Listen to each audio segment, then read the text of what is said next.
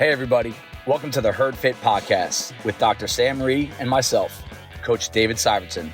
This podcast is aimed at helping anyone and everyone looking to enhance their healthy lifestyle through fitness, nutrition, and most importantly, mindset. All right, welcome back to the HERDFIT podcast special edition. We are going to review CrossFit Open workout number 22.1. We have two special guests here. Well, I guess Sam's not a special guest. Yeah, why is Kayla's microphone so high? We tried to get it close. We're trying to angle it. It was hiding her face. Special guest here, athlete who just completed the workout, Kayla G, what's up? Not that much. I'm still coming down from the workout. Yeah, so we can actually hear each other in these headphones, and all I hear is... I just hear Sam. I don't know about it. These guys ended the workout about 20 minutes ago, and they both crushed it. And we're going to talk about the workout a little bit. We'll go over some standard stuff from my perspective, coaching, but also what's more important is these guys just did it. By the time we get this out there, a lot of you guys are going to be doing the workout either that day or within a couple days, and hopefully this can help you out a little bit. So 22.1, very simple workout. You have a 15-minute AMRAP 1-5. All right, you have 3 wall walks, 12 snatches, alternating, 50 pound for the guys, 35 for the ladies, and then 15 box jump overs, all right, where you have to step off the box every single rep. That's like a new element, new twist on the box jump. The box has been involved in the Open several times. Just if anyone's curious why that's the case, it's probably safety based. Back in the old days, a lot of people had serious Achilles issues from box jump overs because a lot of athletes did something called rebounding. Basically, you jump off the box onto the ground and like in springy type fashion, you jump back up onto the box. And some people can get away with it, most cannot, but most still do it. So that's why that standard was. Real quick, before we get specific, Kayla, what is a quick summary of what your thoughts on that workout were? I think it was like a workout that you would program for the gym. Okay. Like as soon as I saw it, Molly was texting us and I was like, this is a Dave Syvertsen. Have we done this workout? That's exactly what I thought. We did just do a workout with the wall walks. The last Bison, the Open prep workout had 3 wall walks in it, right? Last Friday. Yeah. Yeah. So I was like, oh, not like it was going to be easy. It was not easy at all. But I was like, we're going to be used to this kind of stress and the motions of going through it, when you can rest, when you can't, just the whole strategy of it all. Cool. Sam? Yeah, it was something that I felt we've done before, that kind of feel. It is a low skill workout. It's a mental grind, and it's one that you have to go in thinking of a strategy of a pace. Yeah. And if you stick to a pace, you will do okay. If you go out hot like a lot of people do, you're going to crash and burn. Yeah. So we should trade some thoughts on just a strategy overall approach on the workout. So I think macro level first, just like in terms of we can get into each movement too. But I think everyone should know that this is really a conditioning test. This is you're not moving a lot of load, okay? It's the equivalent of basically an empty barbell in terms of what you're moving. Yes, you're only using one arm, but again, you're not moving a lot of weight in general. You're not doing anything really super high skill. There's some skill in the wall walk. And then the box jump over, there is no skill. Yes, the whole twist around and step off the box, the 180, I think that might save 5 seconds per round. And I don't really want to classify that as a high skill movement. So it's low skill, it's low load, it's long though. All right. The average open workout is about 12 minutes long. So it's 3 minutes longer than that, which is 25% more. That's a decent chunk of time. So you do have to budget that into how fast you try to go early on. And the biggest advice I'll give anyone on this, and then you guys give some feedback on it, is you will get 0 points for doing your first round fast. You get 0 points for doing your second round fast. And if you go too fast, it can ruin the rest of the workout. I'm notorious for going at it right from the get-go, especially when there's dumbbell snatches. And I knew that the dumbbell snatches for this was not a rest part for me, but a part where I know that I can gain my emotion back and everything. Yep. But Molly said to me, she looked at me, she was judging me. She's like, don't go hard. She's like, I'm going to slow you down. I was like, all right. And I think for me, that helped going at a nice pace. My muscle fatigue, my shoulders didn't fatigue as quickly as they normally would with the wall walks, but they did eventually at the end. Yeah, okay. But even the box jumps, I was telling Susan, I was like, for me, box jumps normally, especially when you have to extend all the way up, that's where I start to get really hands on my knees, everything. Yeah. But those were good to pace. Nice. And I think around, I want to say minute 5, that was I looked up for the first time. And normally I'm looking at the clock. Oh my God, when is this going to be done? Yeah. But around minute 5, I was like, okay. And then the next thing I knew, it was minute 9. I was like, all right, I'm at that good pace where I don't have to necessarily keep my eye on the clock because my body's not like hitting the red line. So you kept it together. Yeah. And then minute 9, I was like, okay. Yeah.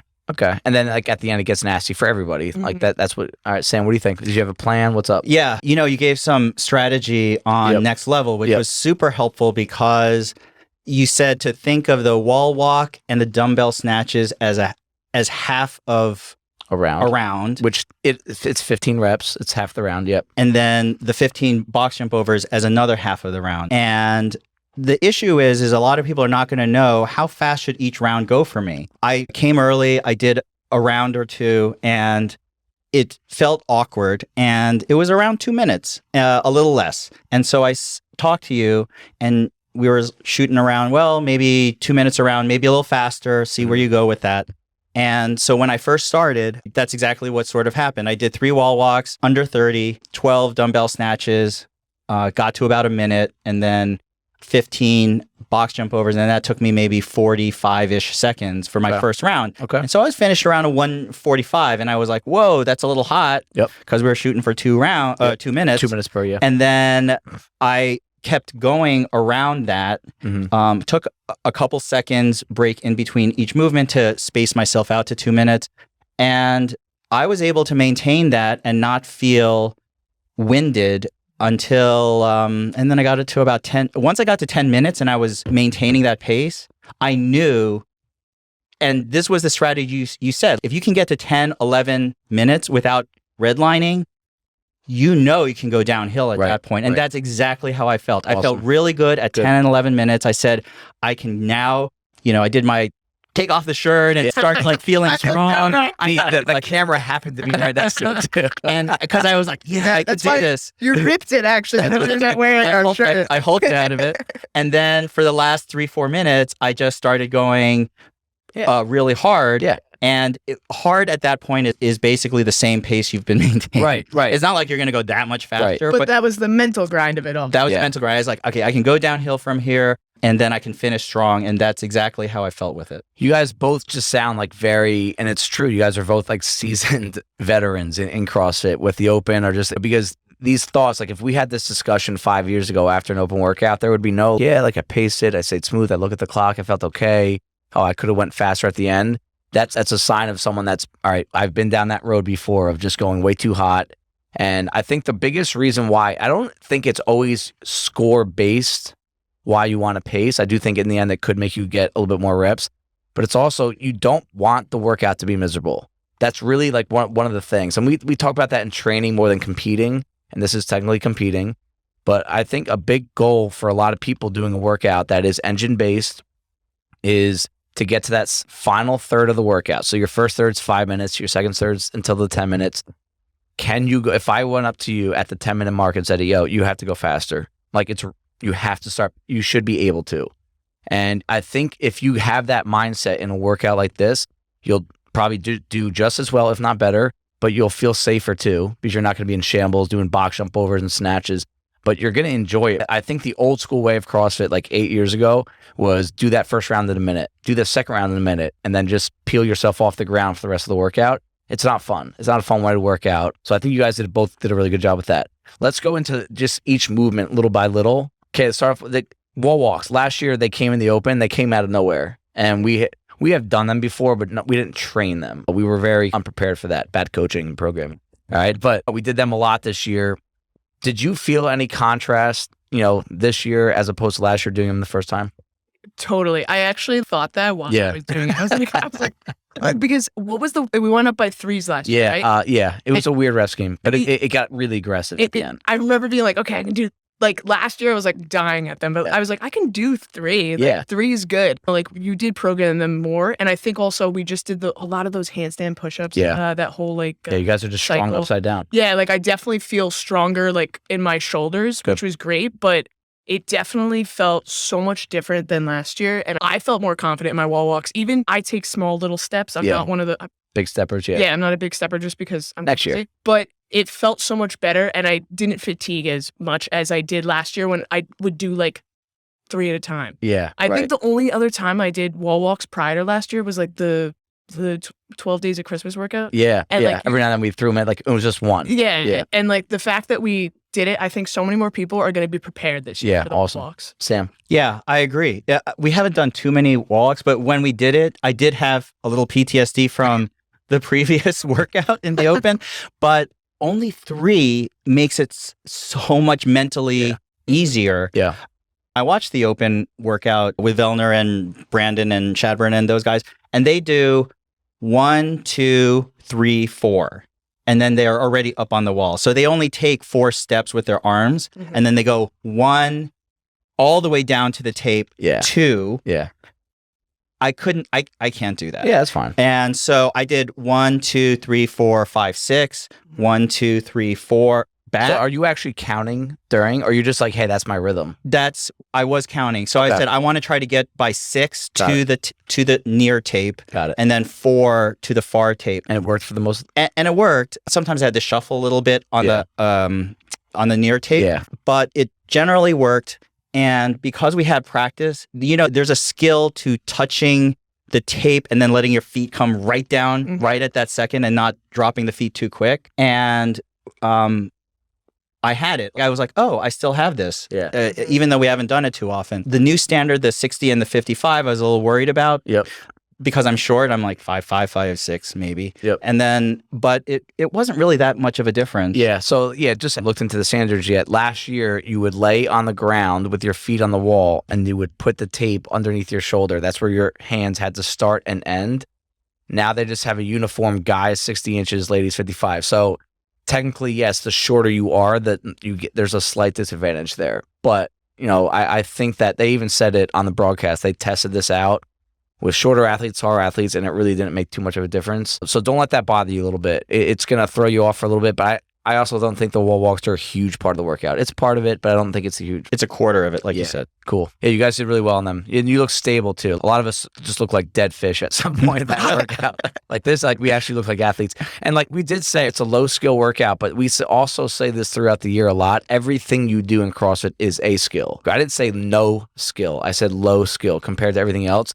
And just doing things over the course of the year, that alone, everyone should feel a bit more confident going into these. A, the volume, and B, you've developed a skill that's developed. Next part, dumbbell snatch. Not a huge part of the workout. I do have a couple thoughts on it, but I want to get your thoughts. Kayla, dumbbell snatch, you destroy them. You probably could have used a 50-pound dumbbell if you wanted to and just scored it the same. I think my whole thing with dumbbell snatches is you getting into the rhythm. Like you were just talking about getting into the rhythm of the handstand, the wall walks. Like me, I totally understand the rhythm. I understand the rhythm, but you know what I mean. Right. But like to me, it's where you transition. I love to transition as it's coming down in front of me, but some people might feel like they can transition quicker at the bottom. And I think finding that before you even do that, like being comfortable with it, will help so much more. Again, like I said earlier, it was just, that's where I kind of got my rest a little bit. But for people who like, that will be the struggle a little bit more, I think that, Is it a big deal if someone's got to break them up? No, I don't think so. I don't think so at all. Because you're going to break up something. Like, if that's going to be what you're going to break up, that's what you're going to be break up. Like, you're not going to then break up the box jumps. Right. You can build in like a breathing rest at the Yeah, absolutely. Sam. I think if you are one of those guys, Tim Rhee did it today, and he said he's strong enough that he usually arms it. Yeah. And by round 5, he got pretty tired. Yeah. I tend to have to use my legs and hips and really pull it up. Yep. And I was able to go unbroken for the entire workout. Okay. I think if you have a good rhythm and you can do them unbroken, it's 12. And if you can mentally think, I'll just take my rest after that. Right. I think you'll go faster. Yeah. I didn't want to take my rest during the dumbbell snatches. I wanted to do them at a slow, not a fast pace, but at a reasonable pace. And then it's a different movement, the box jumps. So I could actually do them even if I was a little tired and then just start on the boxes. So with the dumbbell snatch, there's a few different ways you can do it, and how you're built and what your back can handle is part of your decision-making process here. But the legs are going to get heavy on the box jumps for everybody at some point. Yeah. All right, we'll talk about those next. So if that's you, like if you don't have great leg stamina, I would try to hinge more, meaning don't bend your knee as much going towards the ground. And I don't want to say round your back, but you would be using more back from that position. If you feel like you can handle it, I think that's a better way to go. But if your back is vulnerable to it acts up after a little bit of pulling from the ground, then you are going to have to do that kind of half squat, send the hips towards the ground type thing. Last 2 rounds, I just backed it because my legs were shot at that point. I'm backing the whole thing. I was holding on for dear life my last one. I finished my wall walks. Like there was like 10 seconds left. And Molly's like, get to the dumbbell. And I was like, and I literally just, I don't even think I used any part of my leg. Yeah. Just get it over my head. Yeah, I think really the only reason to break that up would be if you feel like you're having a hard time catching it and like you're just spending more time with it above your head, then that's going to fatigue the shoulder. But if you can find a flow, like the second you feel that thing lock out, bring that thing right down. But all right, awesome. Last thing, the box jump overs. I said it before the workout, I didn't do it, so it was just a guess. I thought that was a huge part of the workout just because it's the most reps. And if that ever becomes a high effort movement, like you really got to concentrate and jump hard, that's going to, really take a lot of the wind out of the sail. What do you think? I mean, for me, that's the most thing I have to concentrate, like the most movement, because I always trip and fall. Yep. But I think the fact that we didn't have to stand all the way up. I like to do lateral. I was looking around, like I know Marissa next to me and I think Tim even, they weren't doing it lateral. They were going like straight over. Yeah. And for me, I was like, it's just more comfortable. No, just in terms of that's a huge part of the workout. You have to concentrate on it. Like how you transition, like if you're going to go quickly when you're stepping off the box, like that's something you should practice before the workout. Yeah. If you're stepping down with your left foot first and your right foot all the time, like you're not going to be able to do that the entire workout. Right. Decide where you're going to switch that up. Yep. Then what did you do? Good point. I went lateral. So I am not a good box jumper. Like 24 inches is almost my inseam. So I have to. That's your waist for normal people. So I have to jump. But for me, this wasn't actually as bad as normal box jumps. I will say that. I agree. I felt like I could get a good rhythm. I would jump. I wouldn't stand all the way up. I kept flexed, which is actually hard on your quads. For some people, it's going to be tough. Yeah. So I would jump lateral, right side down first, and then jump again, left leg down the other direction. And I would just keep doing that. And I found a flow. What really got me tired was your quads just start taking a beating. Yeah. You can go faster on the box jumps if you want, because that's the time. That's the movement. If it's 15, so there's a lot of them. If you went faster on them, you could make up time. But your heart rate, I think, will get jacked if you do that. Yeah. I agree. I think for me with the box jumps, with those, staying low helped me. But when I went too fast, my heart rate jacked up so much where I did around the 10th rep. Every single time I had to, not every time, like the 3rd round in, I was like, take a breather. Okay. But it was the box jumps, I agree. Normally in a workout, I'm like sitting there, I'm like, oh my God, these box jumps. But then this workout was, it's so much better. It's like a rhythm workout. It is a rhythm workout. But if you got a motor and you want to make up time, you can make it up on the box jumps. Yeah. Totally. I'm thinking about athletes like who are going to crush it, like with this, like just go. Yeah. No, I think what kind of athlete destroys this kind of workout? Like obviously, yes, good engine, but is it the jumper? Is it the gymnast? What do you guys think? Just random guess. There's no right answer. I feel like if the reps with the wall walks went up, it would be a gymnast. Okay. But I think that it is just like an engine, like a gritty athlete is going to be able to, we keep saying it's a mental aspect. Your mind game's got to be on. Yeah. You have to have a motor for sure. If you don't have that capacity, you're not going to do well. And then you have to be disciplined to hold to that pace the whole time, like a super disciplined motor person. Yeah, and I'll even say, Sam was saying that he thought he went too hot because he was aiming for 2 minutes a round. He was 145. It doesn't need to be your round took 2 minutes. What it could be is you start a new round every 2 minutes. So it could be like, all right, I'm a little quick right now, minute 45, like I'll rest 10 seconds before I start up again, or I'll go right to my wall walks.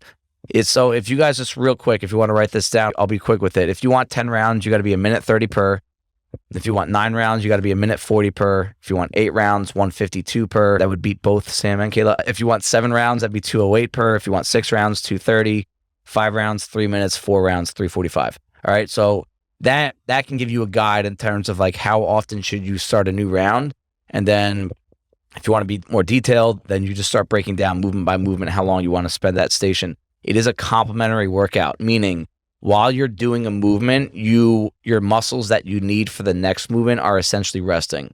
All right. So while I'm doing all these box jumps, your shoulders aren't doing anything. That's what's going to get used the most on the wall walk. While you're doing these annoying wall walk, your low back and your hamstrings aren't doing much. And that's really what's going to be used most on the snatch.